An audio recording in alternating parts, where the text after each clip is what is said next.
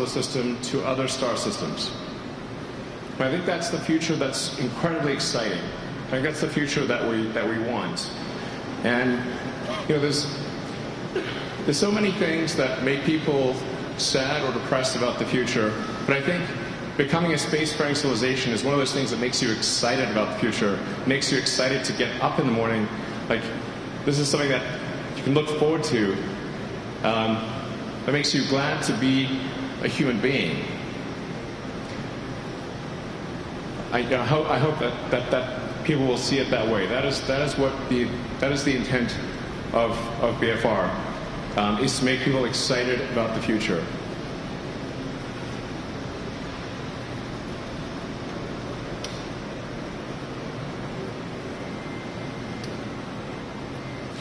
So this is sort of an illustration of what it would be like on Mars base.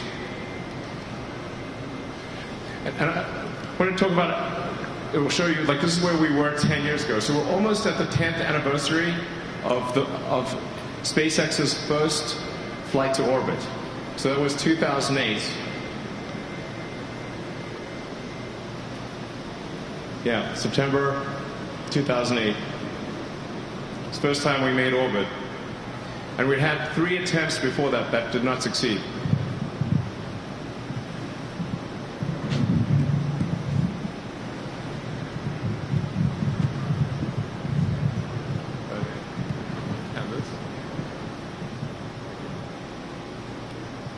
Well, it's hot in here.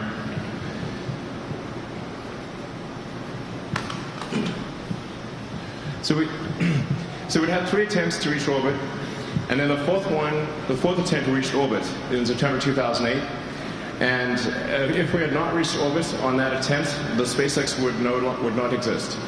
So that was the fourth and final possibility of reaching orbit. So that was a very, very tough launch emotionally.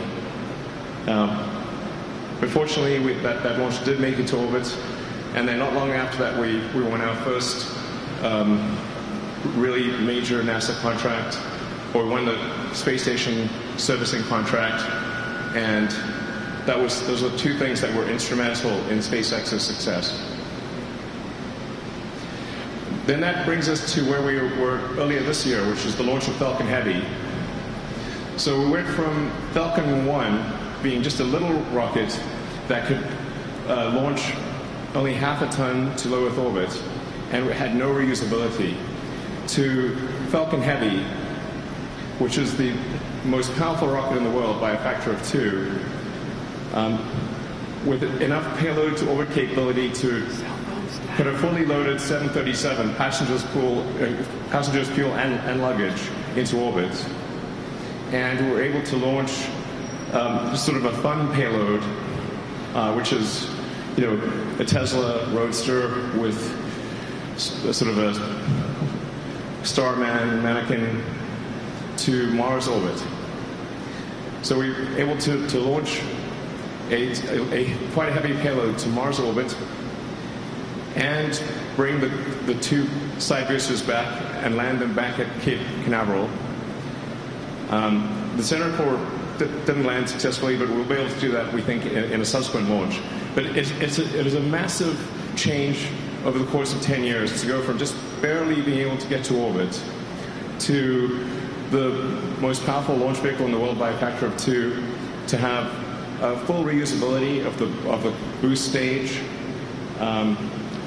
We've now done missions where we've launched the boost stage several times, which is quite great, and then we've been able to refly our Dragon spacecraft.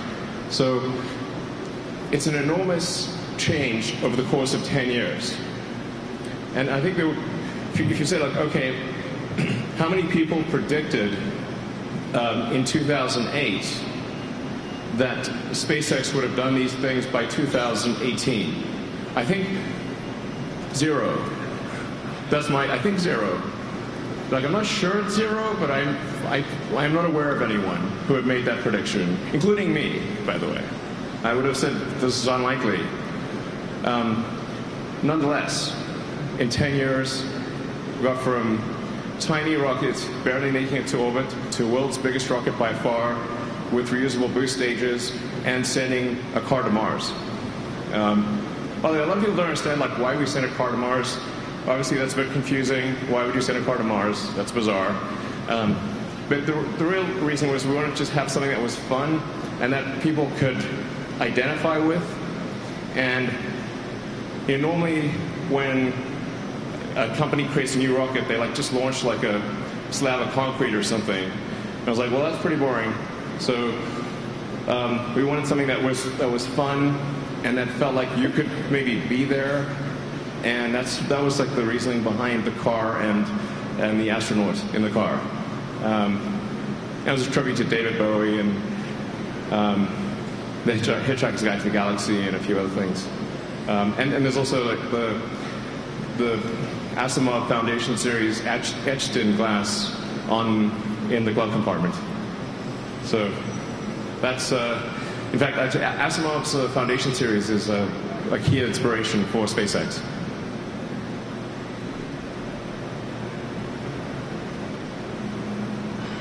So just an update on BFR itself.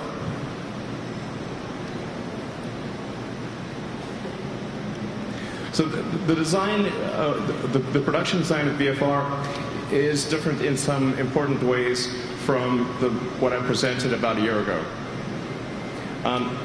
Overall, it is 118 meters long. The payload is still similar. It's about 100 metric tons. That's 100 metric tons well, actually technically 100 metric tons all the way to Mars because of orbital refueling or orbital retanking. So BFR is designed to be able to take 100 tons all the way to the surface of Mars, or to any, surface of Mars, maybe Ceres, but if you have a propellant depot on Mars, you're able to get from Mars to the asteroid belt, to the moons of Jupiter, and kind of like planet and moon hub all the way to the outer solar system. So BFR is really intended as an interplanetary transport system that's capable of getting from Earth to anywhere in the solar system as you establish propellant depots along the way.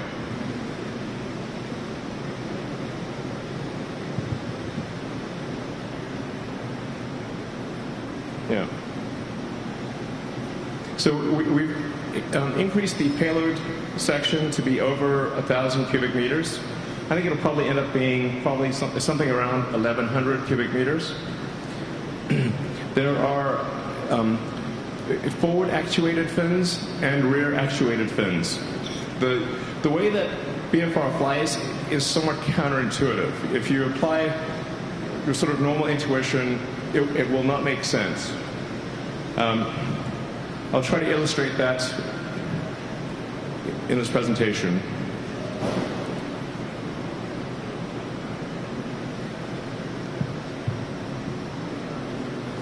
So there's the two forward actuated flaps, and then there are two rear actuated wings or fins or flaps, depending on what. They're not exactly comparable to anything else out there. But you kind of want four control surfaces to be able to control the vehicle through a wide range of atmospheric densities and velocities. So the way it operates is kind of more like a skydiver than an aircraft. Almost the entire time when it's re-entering, it is just trying to brake. It's just trying to stop. So it's doing everything it can to shed velocity while distributing that force over the most amount of surface area possible. So two of the three rear fins actuate. They're like giant wings. It actually requires an enormous amount of force to move those wings. It's sort of in the meganewton class of force. The third fin or wing-like structure is actually does not actuate, and it is not a vertical stabilizer as it may appear. It is actually just a leg. So during the high velocity portion of entry, it's in the lee of the wind, and it really doesn't have any aerodynamic purpose, and it's really just a leg. It looks the same as the other ones for purposes of the symmetry. So this is a true physics simulation of BFR re-entering.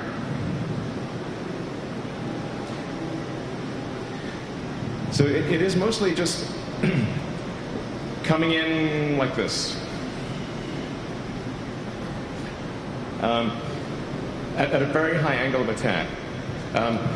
In fact, one of the things that, for the general public, is a tricky thing to understand is that orbit means you are zooming around the Earth at a very high speed. It's counterintuitive where people think perhaps once you get to a certain altitude, gravity turns off. This is not the case. In order to go up and stay up, you have to move around the Earth at approximately 25 times the speed of sound. So in fact, the space station is circling the Earth every 90 minutes. This is a very important concept to understand, that orbit is entirely about your speed horizontal to the ground or parallel to the ground. It is going up and staying up the only reason you need altitude at all is to get out of atmospheric drag. So if Earth didn't have an atmosphere, you could orbit 1 meter or like 3.28 feet above the ground, no problem. Well, a little dodgy, but it's technically possible. So yeah, if you look at that simulation, it might be worth playing that again, actually.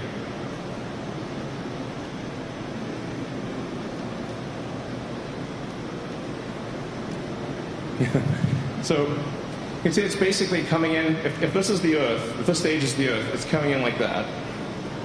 And it's just using its entire body to brake. And it sort of goes like that, it slows down, and then it falls like a skydiver. And then it rights itself, fires the engine, and lands on the fins. I mean, this will look really epic in person. Again, it looks like guarantees to be exciting.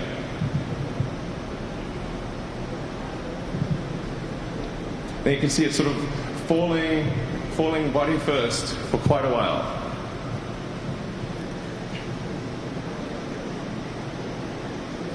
And it's really quite gentle. You're just sort of falling at terminal velocity for quite a long time. Very gentle fall, just sort of like floating down. And then it rights itself at the end, fires the engines and lands. But it's very counterintuitive. It's not like anything that people are familiar with. It's not like an airplane. Or, yeah.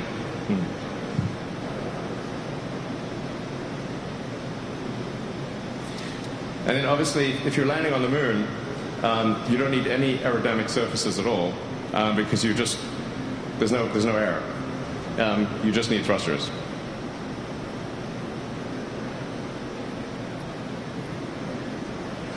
So the next steps with BFR are we're going to build it, or we are building it.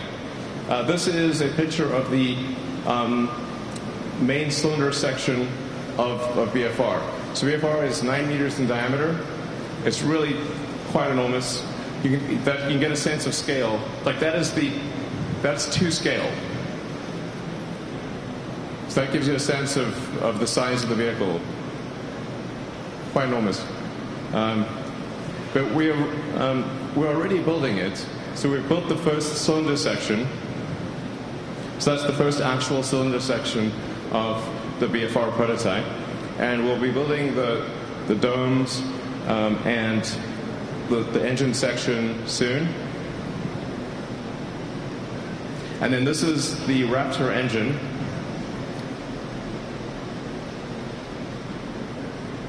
So this is the Raptor engine that will power BFR, both the ship and the booster. It's the same engine. And this is approximately a 200-ton thrust engine that's aiming for roughly 300 bar or 300 atmosphere chamber pressure. and depending upon if you have it at a high expansion ratio, it has the potential to have a specific impulse above 380. But it's a stage combustion, full flow, gas. For those who are interested in technical details, I'm really excited about this engine design. I think the SpaceX propulsion team has done an amazing job on this engine design, and the SpaceX structure is an error. SpaceX team has done a phenomenal job in design of this. It's super great. Hold on, guys.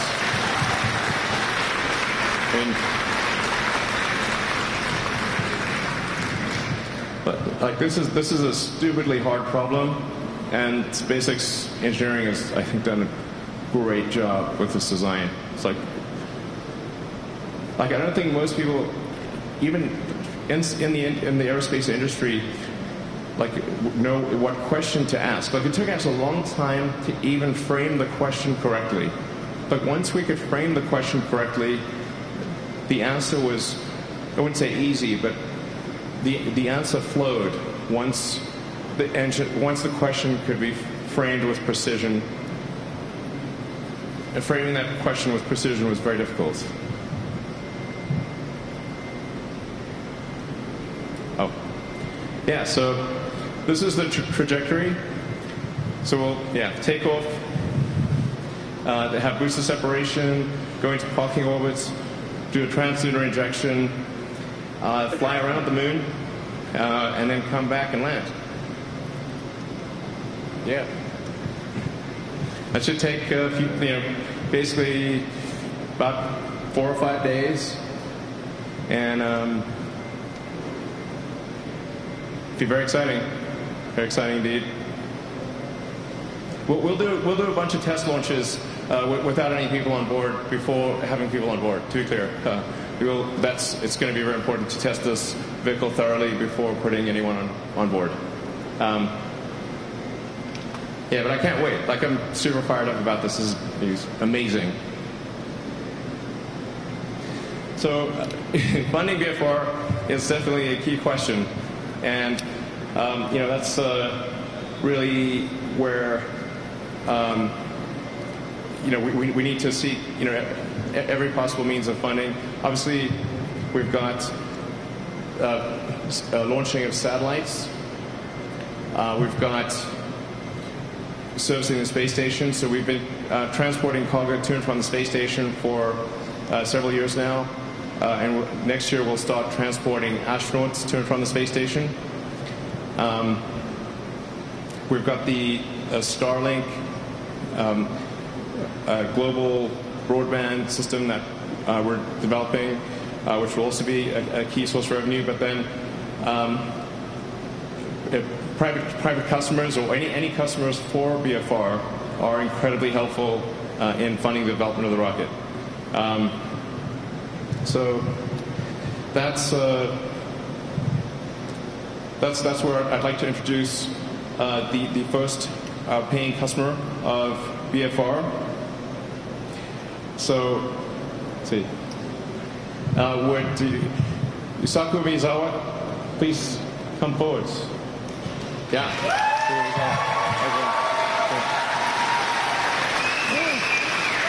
Oh my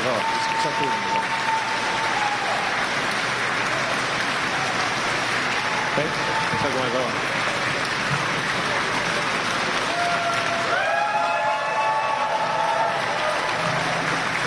Thank you, Ira. Thank you, everyone. Wow. I am from Japan. My name is Yusaku Miyazawa.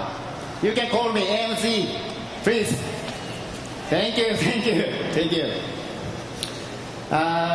Thanks for coming to this conference today, and thanks for watching live streaming in the internet today. Yeah.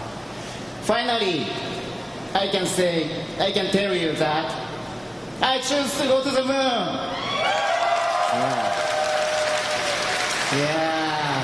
Finally, I can say I'm very glad to be here, and I'm really excited and really honored really appreciate to be able to share this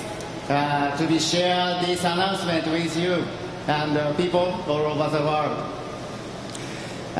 Before talking about the moon and this project, I'd like to introduce myself a little bit, okay? Yeah. Oh, I cannot speak English very well, so please listen carefully, please. Yeah. You can see next photo. This is me. I was ex-skateboarder. And does anyone know where this is? No?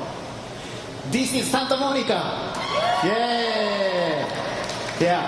I had been here. I had been Santa Monica, Los Angeles when I was 18 years old. And I was a skateboarder. I was so impressed by America. Its fashion, music, art, and culture. And of course, nice people like you. Kind. Yeah, American people is very kind. Yes. And after 6 months staying here, I returned back to Japan and studied music. Next photo, please. I played drums for the band. Our band music is so loud, so you don't have to listen to. But I was ex-musician. And after the band, I started my own company. Please? Yes. My company is founded 20 years ago by me. So this year, my company's 20th anniversary. Woo. Thank you. And finally, we started our private fashion label. That name is Zozo, Z-O-Z-O. And the Zozo slogan is Be Unique, Be Equal. We are all unique. At the same time, we are all equal. It's important for us. Yeah.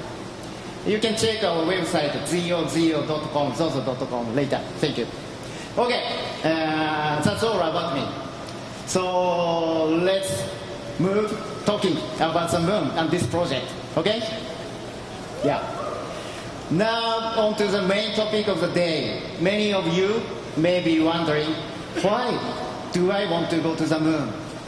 What do I want to do there? And most of all, why did I purchase the entire BFR? Entire BFR, very huge. For me, this project is very meaningful. I thought long and hard about how valuable it would become the first private passenger to go to the moon. At the same time, I thought about how I can give back to the world and how this can contribute to world peace. This is my lifelong dream. Today, thank you. Thank you. Today, I'd like to tell you about my plans. Okay? Ever since I was a kid, I have loved the moon. Just staring the moon filled my imagination. It's always there and has continued to inspire humanity. That is why I could not pass up this opportunity to see the moon up close. And at the same time, I did not want to have such a fantastic experience by myself. That would be a little lonely. I don't like being alone. So I want to share these experiences and things with as many people as possible. So that is why I choose to go to the moon. I choose to go to the moon with artists. With artists. From now, I choose to invite artists from around the world on my journey. The first artist I thought of was, do you know, Jean-Michel Basquiat? Do you know? As you can see, I am wearing a Comedy Garrison t-shirt featuring Jean-Michel Basquiat. He already passed away. He's a New York artist. One day, when I was staring at his painting, I thought, What if Basquiat had gone to space and had seen the moon up close, or saw the Earth in full view? What wonderful masterpiece would he have created?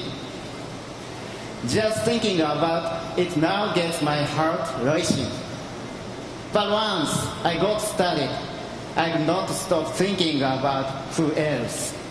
What if Picasso had gone to the moon? Or Andy Warhol? Or Michael Jackson? Or John Lennon? Or Coco Chanel? These are all artists that I adore. But sadly, they are no longer with us. But this is when I thought, there are so many artists with us today that I wish would create amazing works of art for humankind, for children of the next generation. And I wished very much that such artists could go to space, see the moon up close, and the Earth in full view, and create works that reflect their experience. This is a project that I designed and named Dear Moon. Yeah. I'd like to introduce details about Dear Moon. In 2023, as the host, I'd like to invite 6 to 8 artists from around the world to join me on this mission to the moon. These artists will be asked to create something after they return to Earth. And these masterpieces will inspire the dreamer within all of us. Needless to say, we have always been inspired by the moon. Take, for example, Beethoven's Moonlight Sonata, or Van Gogh's The Starry Night, and the Beatles' Mr. Moonlight. These are countless number of works that have been inspired the moon all around the world. Through the ages, the moon has filled our imagination. And with utmost love and respect for the moon, our planet's constant partner, I named this project Dear Moon. At the moment, I have not decided which artists I would like to invite. But if possible, I would like to reach out to top artists that represent our planet from various fields, including painters, sculptors, photographers, musicians, film directors, fashion designers, architects, etc. Luckily, we still have some time before 2023, so I hope to work very closely with SpaceX team and to research out to each artist personally.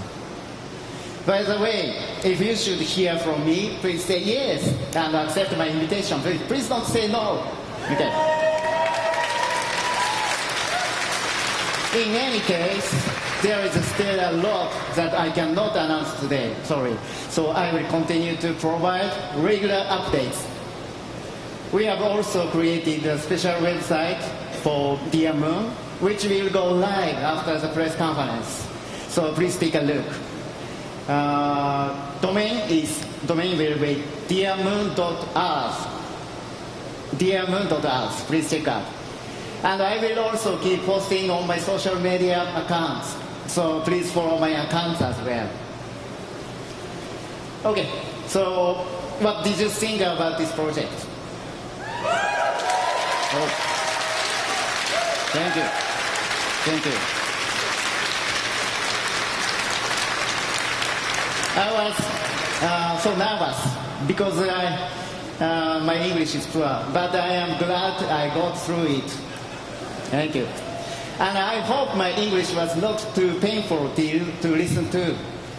Lastly, to give you a summary of what I just tried to describe about the Dear Moon. You can see the video from now, please.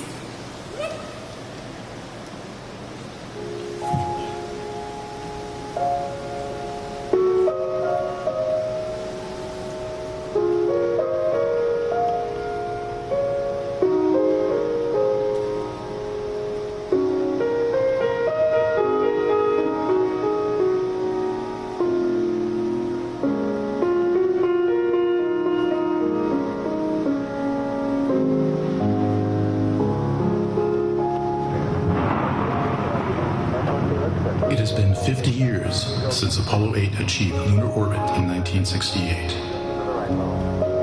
The time has come for civilians to fly to the moon. In 2023, SpaceX will launch the world's first private lunar mission with its spacecraft, BFR. The first passenger will be Japanese entrepreneur Yusaku Maezawa, a globally renowned art collector who believes art has the power to promote world peace. Maezawa made a bold decision.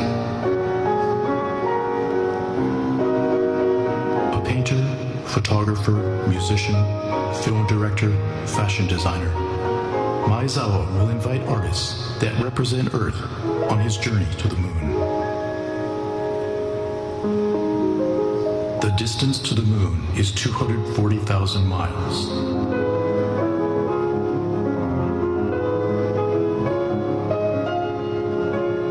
The crew will spend a week in space. What will they feel when they see the moon? When they see Earth in full view? And what will they create?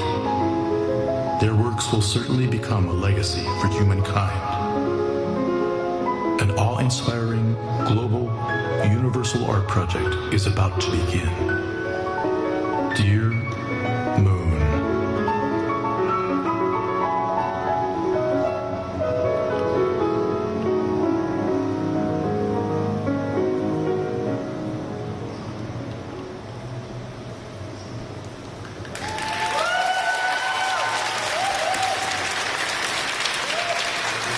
Thank you very much. And thank you, Elon, and the SpaceX team for making today possible. I'm very exciting. Thank you very much. That's all. Thank you.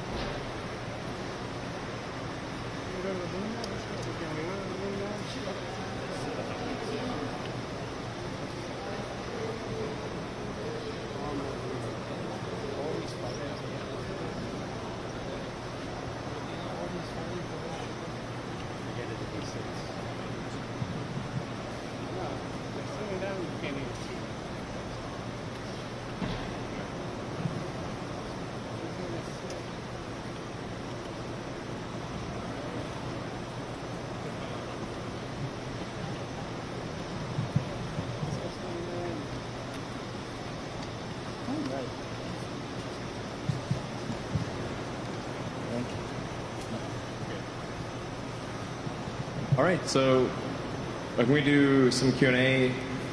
Not sure. Sorry? Yeah. Great. How did the questions get asked? I'm not actually sure. Hi, Elon. It's Ken Chang from New York Times. Oh, okay. So in the past 2 years, you've seen 3 designs for this rocket, and it's 5 years before you plan to send these people to the moon. Have you finalized this? Or are you still planning the hybrid test next year? And could you sort of give more details of how you plan all these tests to be ready in 2023? Are you planning like an uncrewed mission to the moon and back? Yeah, so, but obviously you followed the whole progress of the design and indeed of SpaceX itself. So you've got quite a lot of background. I feel like this is the final iteration in terms of broad architectural decisions for BFR, BFS. There are a few ways to. There's more than one way to solve this problem, and the prior design, the iteration before this, decoupled the landing legs from the control surfaces and had essentially 6 legs and then 2 actuating rear flaps. I actually did not like the aesthetics of that design. And so we have the three sort of large legs, with two of them actuating as body flaps or large moving wings, effectively.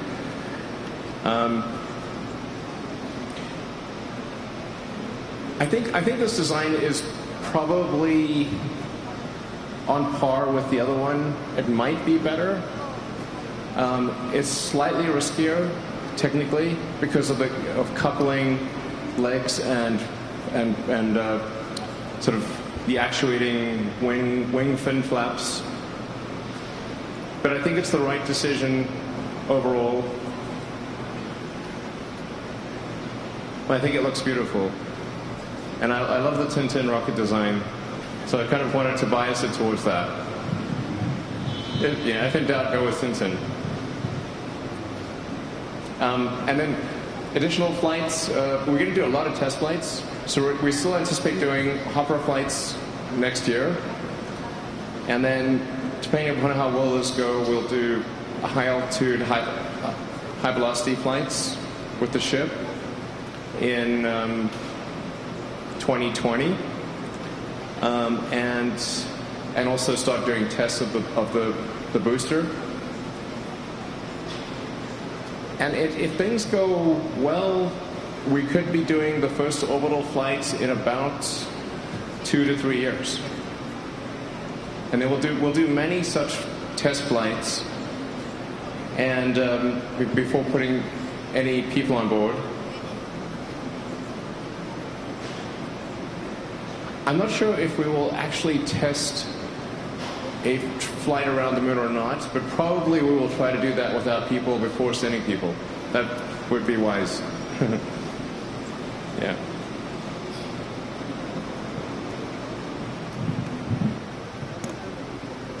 Hi, I'm Toshi Ogata from the Japanese newspaper called Asahi Shimbun. Mr. Musk, you chose a Japanese citizen for the first passenger. Well, he chose us. What? Oh, okay. But what's your message behind that? The first passenger was a Japanese citizen instead of U.S. citizen or the rest of the world. What's your message to the rest of the world through this announcement?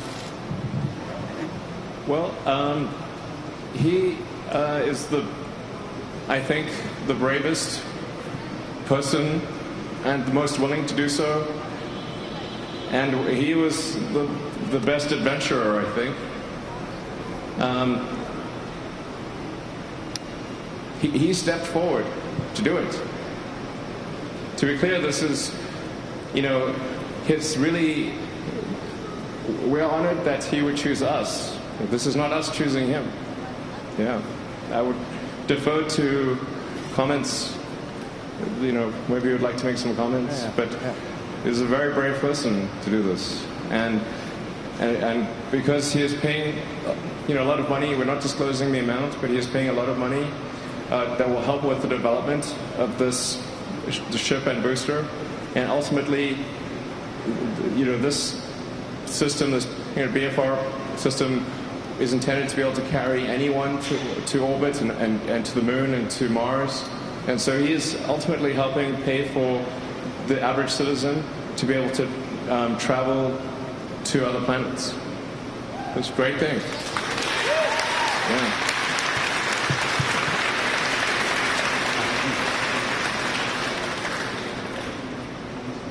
I hope this is really seen as a very positive thing. And it's something that people are excited about. It's dangerous, to be clear. This is dangerous. This is no, walk in the park here. This will require a lot of training. And it's not again. It's like, when you're pushing the frontier, it's not a sure thing. It's not like just taking an air flight somewhere. There's some chance that something could go wrong. We'll do everything we can to minimize that. But whenever it's the first flight of something on a new technology, and we're talking about deep space. You have to be a very brave person to do that. This is no small matter. Yeah. David Curley from ABC News. 2 quick questions. It's impossible to know where the mic's coming from because I just hear the speakers. Sorry. Yeah, no worries. Yeah. No pen. Falcon Heavy and the 2 deposits, the 2 passengers who were going to go, what happened to them? And bigger picture, what did you think when he came to you and said, I want to do an all-civilian global art project and buy an entire flight to the moon? Well, it's the same person, but with Falcon Heavy and Dragon, that we would have had essentially, especially for a trip around the moon, only room for 2 people, because it's meant for sort of 4 to 7 for low Earth orbit on Dragon. But it's like about the size of an SUV inside there. Like if you have a 5-day journey in an SUV, you don't want to be jam-packed. So that's why there was sort of only kind of 2. Now, BFR has got room for 100. And we said, well, maybe it's wise on this to have about a dozen people or thereabouts on the first trip into deep space. He's very graciously offered to provide those seats to artists and cultural influences and like basically, key influences in society and. We better get that flight right. We're going to definitely be doing everything we possibly can to make sure that is a good flight. But instead of 2, you can have a dozen, and probably not wise to have 100 on this flight. But we'll leave a lot of extra room for extra fuel and oxygen, sort of food and water, spare parts. Just sort of just in case, if something goes wrong, like you have as much opportunity as possible for a recovery. I mean, this is a dangerous mission. It's definitely dangerous. Yep. Danger. Yeah. Yep.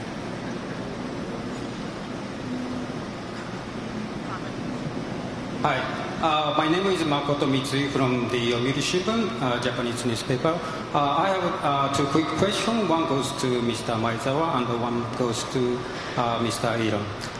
To Maezawa-san, how much did you pay for the moon travel, or how much do you plan to pay for the moon travel? And another question to the Elon. So what kind of SpaceX specific characteristics or company culture do you think has contributed to SpaceX becoming the leading company in the United States to come up with innovations such as BRF? Thank you.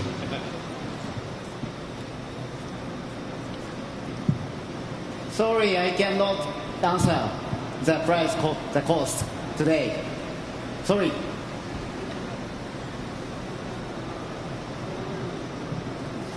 But it's going to be free for the artists. So that's cool.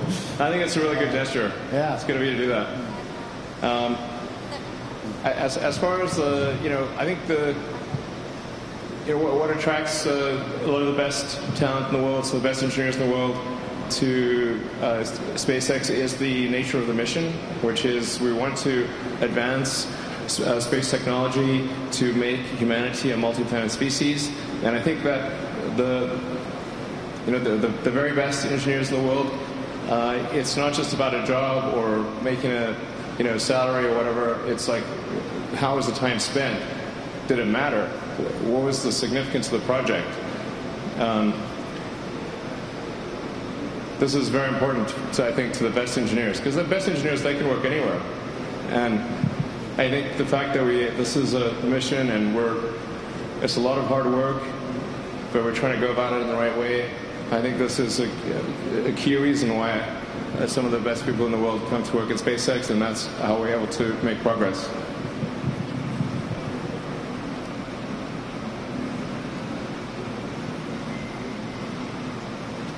maroon jacket right here. Hey. Hi, how are you? Mireya Gabriel with CBS News. We just had a quick question. I mean, obviously we know that this is going to take a lot of time and a lot of effort and a lot of precision. In the past, we've known that there have been project deadlines that have not been met. For example, with the Falcon Heavy, what makes you so sure that you can actually meet that 2023 deadline?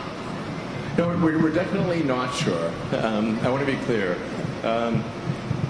And I think we've been pretty unsure about prior dates too. I mean, if I had some sort of crystal ball, I'd love to know, how long something will take.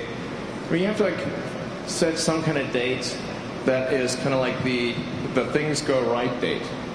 And then, of course, we have reality, and things do not go right in reality. Usually there are many setbacks and issues. So, if we put a date out there, it's kind of like, well, if everything goes approximately right, then this is the date. But there's so many uncertainties. I mean, this is a ridiculously big rocket. It's got so much advanced technology. I mean, it's not 100% certain that we succeed in getting this to flight. It's not even 100% certain. I think it's pretty likely, but it's not certain. And but we're going to do everything humanly possible to bring it to flight as fast as we can and as safely as we can. Yeah.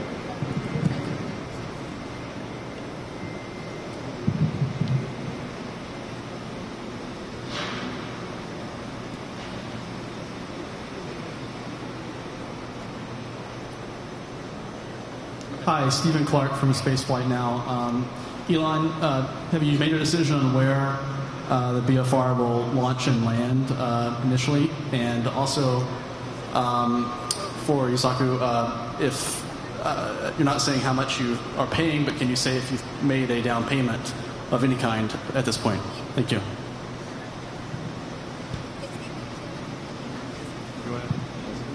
Yes, I did. Already. Yeah, he's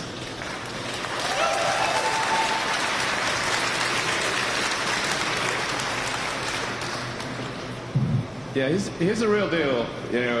Definitely it's made a significant deposit on the on the price, which is a significant price, and will actually have a material effect on on paying for the cost of development of BFR. It's a non-trivial amount it's like a material impact to the BFR program. So it really, it makes a difference. This is, he puts his money where his mouth is. It's legit. So. Sorry, there's another part to the question, maybe? I don't know. Yes. Have you selected a launch and landing site for BFR for the initial flights and the first orbital flights? Thank you. We've not yet firmly decided on a... I should say for the short hops, we'll be doing it out of our Texas site. So we have a site that is on the south coast of Texas near Brownsville. And that's where we will be doing the initial hops of BFS. You should probably think of a different name, but this was kind of the code name, and it kind of stuck. But we might change that name in the future.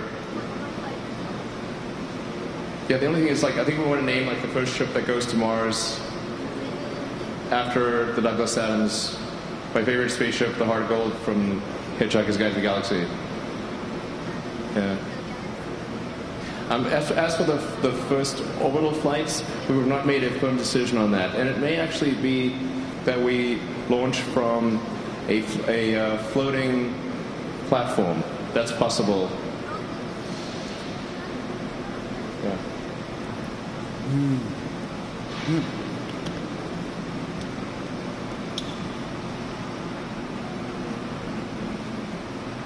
Hi, thanks for doing this.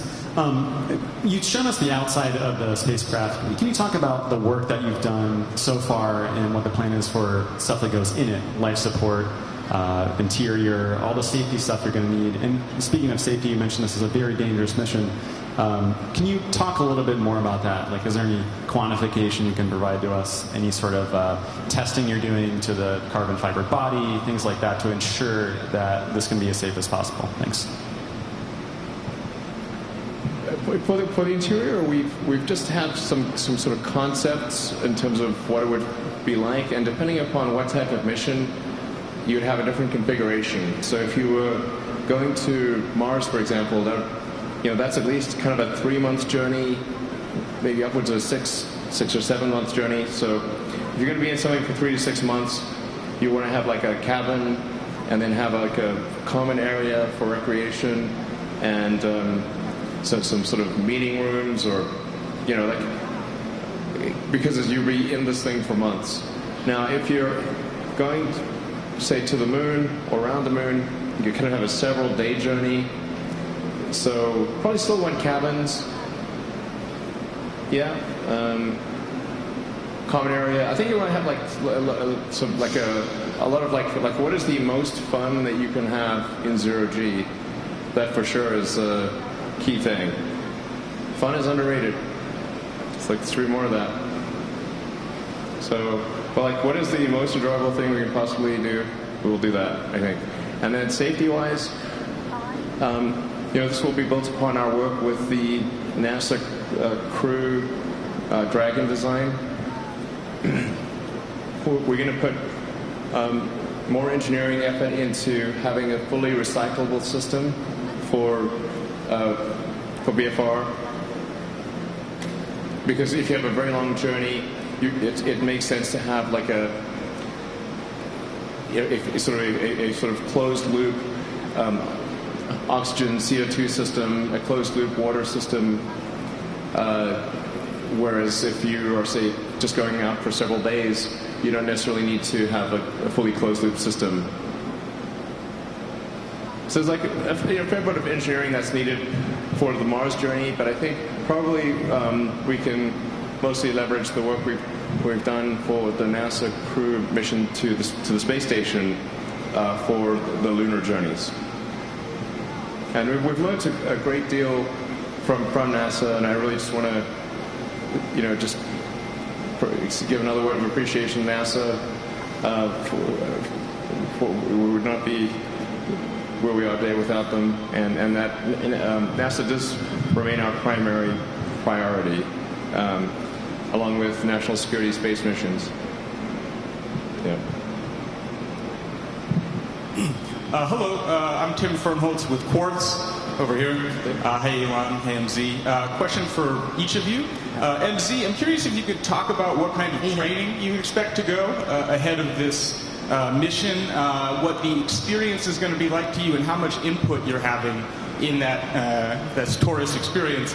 And then Elon, I'm just curious if you can tell us what percentage of the company's effort or time is going to BFR right now versus other projects, and how important is that April 2019 commercial crew flight to making this moon mission happen?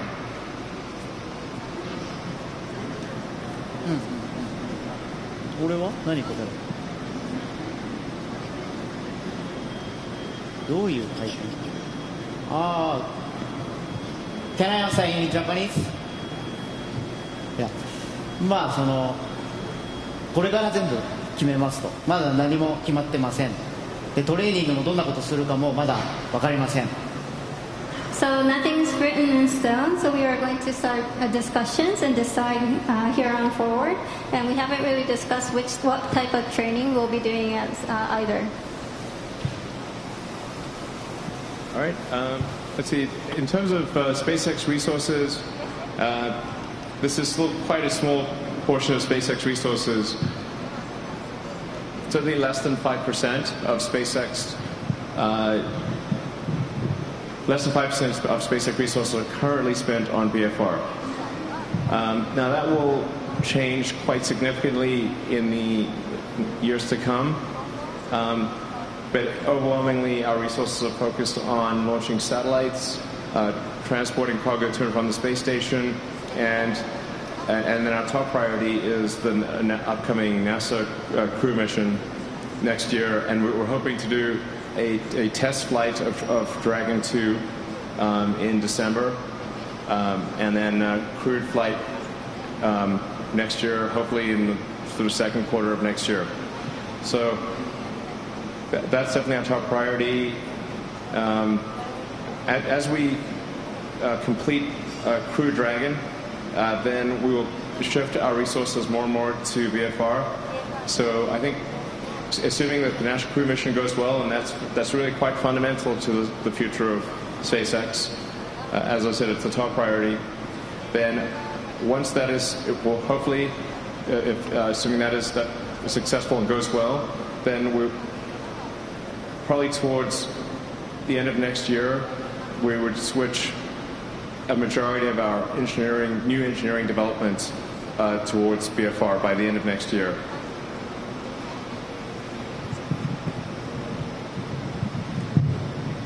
Hi, this is Liz Lopato with The Verge. I have two questions. I have one for the passenger and one about the rocket. My first question is, what do you look forward to most while you're in space? What do you most want to do while you're going around the moon? And the second is, how much money is it going to take to develop the BFR to make this trip? I love art, so アートとアートの融合だからアーティストとアーティストがコラボレーションして何が生まれるかっていうのを目の前で見ることができるのが非常に楽しみです。So I love art, and I'm looking very much forward to seeing what different artists getting together could bring to life. It's actually hard to say what the development cost is of the BFR system. I think it's roughly $5 billion. You know, it's difficult to say what it would end up being, but that's, if I were to guess, it would be something like $5 billion, which would be really quite a small amount for a project of this nature. Like $5 billion is obviously a very large amount of money, but small for a project of this nature. Yeah. Last question to the LA Times. Hi, Samantha Masanaga, LA Times. One question for Elon. You mentioned the various revenue streams that you're planning to use to pay for BFR development. What's your estimate of the development costs for BFR? Sorry, what's the question? Oh, what's your estimate of development costs for BFR? Oh, that's what I was talking about. Is for this BFR system, I think it's probably on the order of $5 billion. Something like that. I don't think it's more than 10, and I don't think it's like less than 2.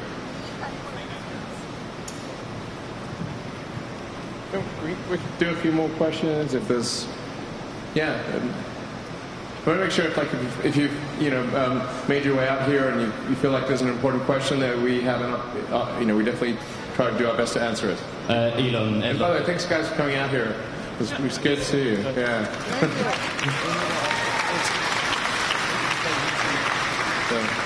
Elon, Ed Ludlow from Bloomberg Television. Thank you for the event. I have a question about lunar landing and trips to the surface, because you outlined your vision for multi-planet species, the future of the human race. Is that something concrete in the near term as a stepping stone or a way to drive additional revenue? And for the passenger, have you spoken to any of your billionaire friends, any of your high net worth friends, to either convince them of your vision to join you on BFR or to answer Elon's plea for funding for more BFR? If you could answer that, I'd be grateful. Thank you. Well, I think it'd be very exciting to have a moon base. I used to watch this corny show called Moon Base Alpha. It's made no sense, but it was cool. There was a base on the moon. We should have a base on the moon. Why do we? It's 2018. Why is there no base on the damn moon? There should be one, and we should go there a lot. I think that'd be amazing to have a base on the moon, particularly if it was something where the average person, if they saved up, could go. That'd be incredible, and that's the kind of thing we want to do. Sorry?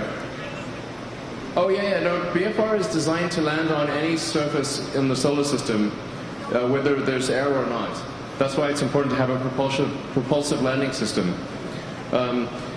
You know, like wings and landing gear work great on Earth, but they kind of need an atmosphere and a runway. You know, and like who's going to build that runway? How do you get? Begs the question. Like somebody's going to build the runway. Also, there's no air on the moon, but tricky to land with wings. So, propulsive landing is the way to go. It's like actually the only way to go, really. You could try to use it like if you had a small payload, like try to sort of bounce. You know, like that was like one of the Mars missions. Like you had like a inflatable kind of like bouncy castle thing. But I don't think that's like going to sell well. So, propulsive landing is the way to go. And this is designed for propulsive landing, and the fins are designed to deal with a wide range of atmospheric conditions. So it could, you know, land on well, in theory, another planet with atmosphere. You wouldn't want to land on Venus, though. Yeah, it's kind of like Mars and Earth, pretty much, that have an atmosphere. Everything else is either not relevant in its atmosphere, or is like a gas giant or something like that. So you really want propulsive landing, and then you use an atmosphere. It's helpful for braking, but you don't require it. Yeah. But like we want it'd be great if there was regularly scheduled flights to the moon. I mean that's a great future. That's a great future. Yeah.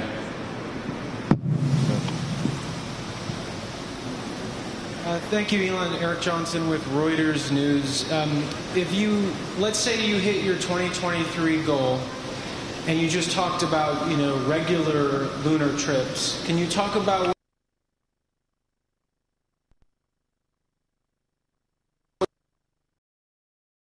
and then the second part is, Boeing CEO has said that the first humans will go to Mars on a Boeing rocket. Game on. Let's do it. Okay. That's what I want to ask you is, given the increased competition, good. What do you have to say to that? Thank you so much. I say, like, yeah, good. That's like, I'm glad you said that. That's great. We should do it. Like, I mean, like, competition's a good thing. It's like, races are interesting. I say, like, I'm glad, I hope Boeing really goes, like, hardcore for Moon and Mars missions. Yeah, that'd be really great. As far as the ramp up, it's like as fast as we can make it go, we'll make it go. I mean, we're pedal to the metal. We just need to make sure we have our priorities right.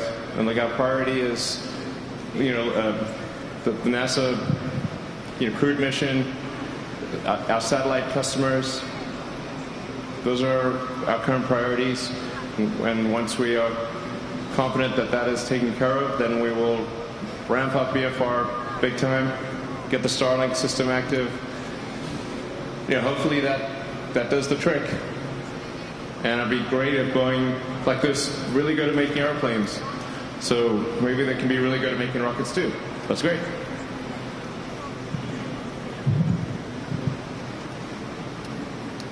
Hey, Elon. Tim Dodd, the Everyday Astronaut here. I see that you changed the engine configuration for the BFS.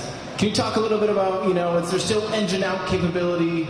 You know, is it vacuum optimized but still landable on sea level? Can they function as an abort system? Can you just kind of tell us about your new decision making on that? Oh yeah, you noticed that. That's a good thing to notice. Good eye. So in order to minimize the development risk and cost, we decided to commonize the engine between the booster and the ship. So like a future upgrade path for BFS would be to have a vacuum optimized nozzle. So these are sort of, these nozzles are kind of a, you know, kind of a sea level nozzle, size nozzle. So they are able to operate well at sea level because they're essentially the booster size nozzle. Like where you see that sort of cargo around the perimeter, you can actually switch out those cargo sections for a vacuum nozzle version of Raptor. So, and it can go all the way to the vacuum nozzle can go all the way to the perimeter of all the way to basically the skin of the vehicle.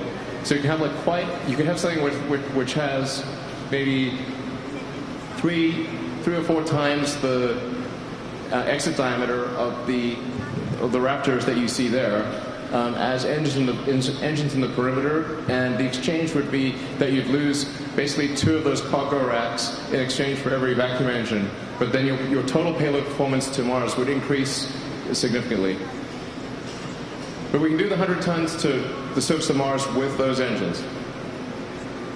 But it would definitely be, I think, like version 2 would have the vacuum engines most likely in place of those cargo racks. Yeah, but having those the engines in that configuration, with 7 engines means it's definitely capable of engine out at any time, including 2 engine out in almost all circumstances. So you could lose 2 engines and still be totally safe. In fact, in some cases you could lose up to 4 engines and still be totally fine. So it only needs 3 engines for landing. 3 out of 7. Yeah. Yvan Couronne of Agence France Presse. Mr. Maezawa, have you thought about how you're going to select the artist? And Mr. Musk, can you give us an idea of whether Mr. Maezawa contributed more or less than 5% of the development cost?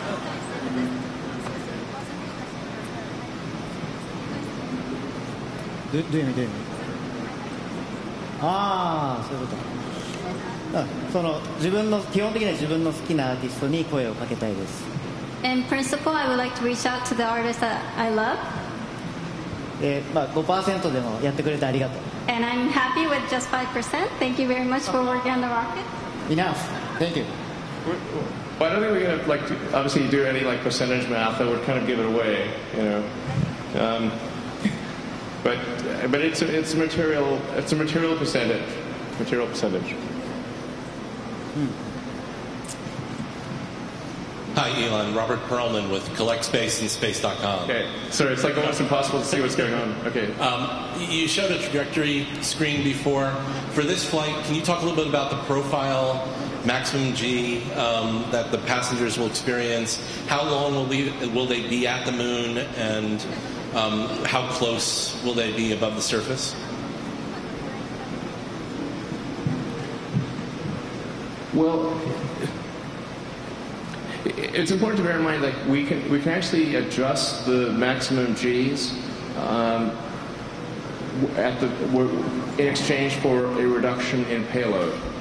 So this is a mission we could probably do in the ascent phase, keeping it under a 3G ascent.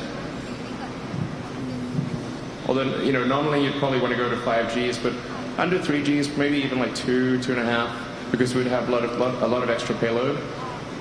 And then this mission would be a loop around the moon.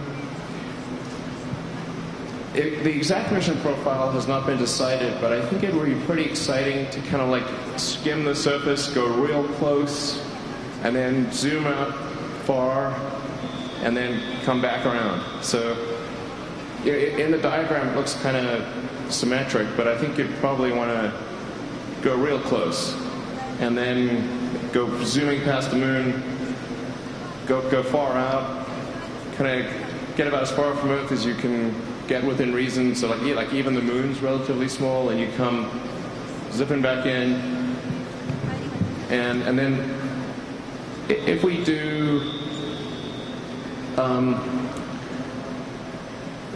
we could do sort of an initial atmospheric. There are 2 ways to do it. You can either come straight in, which would be a relatively high G situation. That might be maybe a 6G entry or something like that.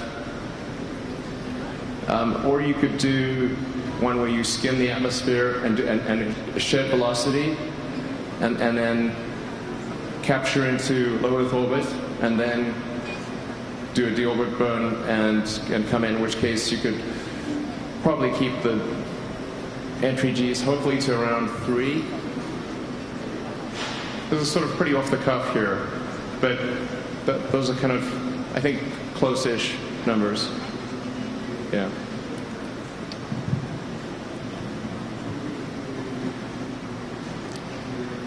This is the last question. Michael Sheets with CNBC. Elon, you're standing next to the first real person who's putting money behind a project of putting people into space. What does that make you think about going into space yourself, and when do you think that's going to happen? You mean like me personally? Oh, well, I think first of all, like I would say, I mean, I think this is like done a lot to restore my faith in humanity. That somebody's willing to do this, like, you know, to take their money and like help fund this new project that's risky, might not succeed, it's dangerous. It's like donating seats. Like, these are great things. It's like, I tell you, it's done a lot to restore my faith in humanity. And as far as me going, I'm not sure.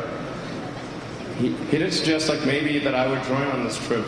I don't know. Yeah. All right. Maybe we'll both be on it.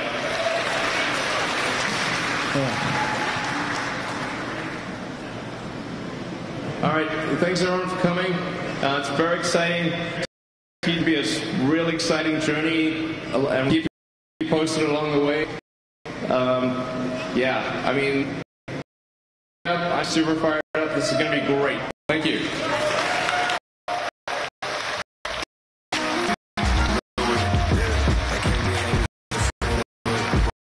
I won't be listening to the team, no way.